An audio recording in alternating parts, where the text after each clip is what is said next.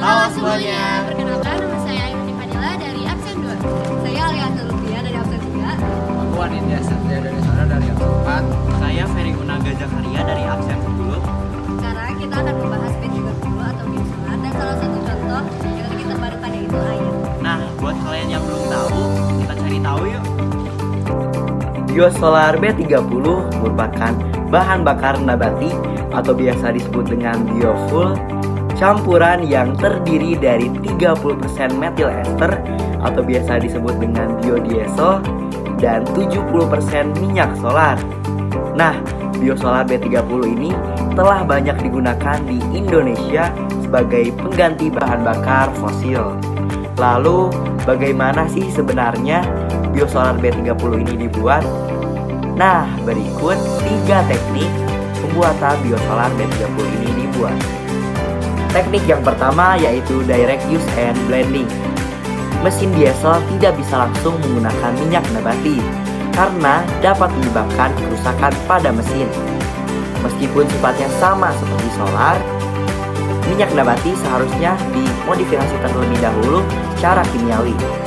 Minyak nabati murni diblending dengan solar dengan perbandingan 70:30. Lalu dilakukan mixing dan homogenisasi dengan teknik tertentu hingga terbentuk campuran biosolar B30. Teknik yang kedua yaitu microemulsion, di mana pada teknik ini terdapat pembentukan campuran koloid antara minyak nabati, solar, alkohol, dan juga surfaktan dalam proporsi tertentu. Teknik ini juga dapat menurunkan viskositas loh dan juga dapat meningkatkan angka setana pada biodiesel. Nah, selanjutnya ada teknik yang terakhir yaitu teknik transesterifikasi. Melalui proses transesterifikasi yaitu mereaksikan nabati dengan alkohol dengan bantuan katalis untuk menghasilkan metil ester atau biasa disebut dengan biodiesel dan gliserol. Untuk memproduksi biodiesel karena menghasilkan yield tinggi dengan biaya produksi yang efisien, prosesnya pun sederhana dan mudah diterapkan. Berikut beberapa poin penting untuk proses teknik transesterifikasi. Yang pertama, minyak nabati direaksikan dengan alkohol, metanol atau etanol.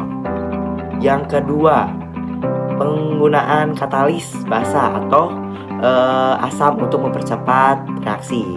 Yang ketiga, menghasilkan metil ester atau biasa disebut biodiesel dan gliserol sebagai produk. Dan yang terakhir, metode ini tuh paling umum dan sederhana dan biayanya pun terjangkau.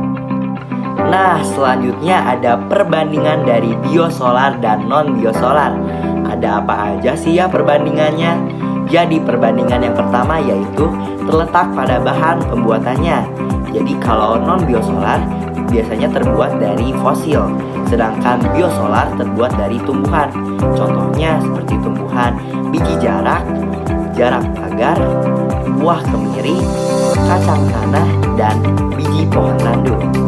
Dikarenakan berasal dari bahan yang berbeda, kandungan energi dari kedua bahan bakar tersebut ya jelas berbeda. Biosolar memiliki kandungan yang lebih rendah daripada solar, dengan perkiraan perbedaan kandungan tersebut sebesar 11% dari kedua tersebut. Karena kandungan energi yang rendah, biosolar dipastikan juga memiliki kandungan yang lebih. Nah, selain dari bahan produksi dan kandungan energi, ada perbedaan antara solar dan biosolar yang harus kalian ketahui lagi nih.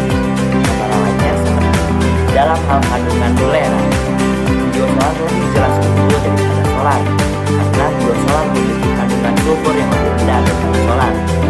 Yang juga berarti jumlah karbon dioksida dari biosolar lebih rendah, dan itu dapat kita simpulkan bahwa biosolar lebih ramah lingkungan.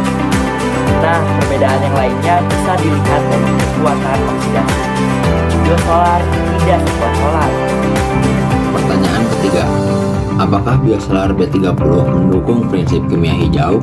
Biosolar B30 ini diperkenalkan sebagai alternatif yang lebih ramah lingkungan dan juga dapat mengurangi ketergantungan pada bahan bakar fosil. Keuntungan lain dari penggunaan biosolar B30 adalah dari emisi gas buang lebih rendah, sehingga kemudian biosolar B30 dapat membantu mengurangi polusi udara. Tidak hanya itu, dengan menggunakan bahan nabati, biosolar B30 menghasilkan pembuangan yang relatif lebih bersih sehingga dapat mengurangi emisi karbon.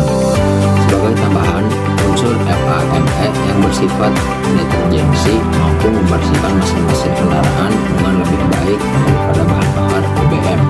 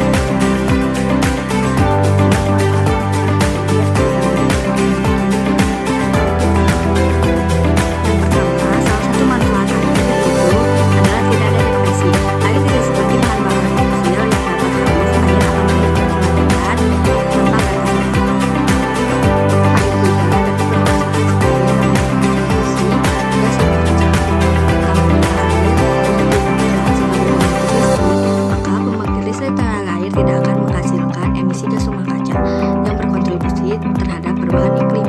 Dengan menggunakan air sebagai sumber energi,